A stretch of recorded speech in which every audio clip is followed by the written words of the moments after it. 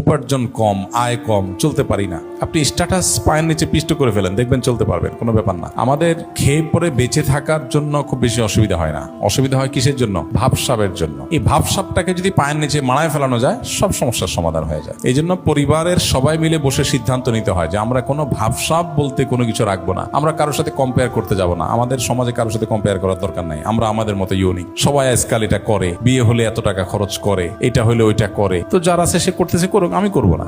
আমি আমারটা নিয়ে অনেক হ্যাপি। মানুষ দুনিয়াতে সুখে থাকার মূল মন্ত্রই নবী করিম সাল্লাল্লাহু আলাইহি ওয়াসাল্লাম আমাদেরকে বলে দিয়েছেন, আল গিনা গিনান নাফস।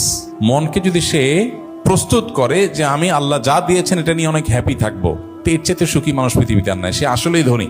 আর যার 4 তলা 6 তলা করার পারমিশন পাইছে, 6 তলা করা শেষ হয়েছে, এরপরেও রড বাইর করে রাখছে ছাদে।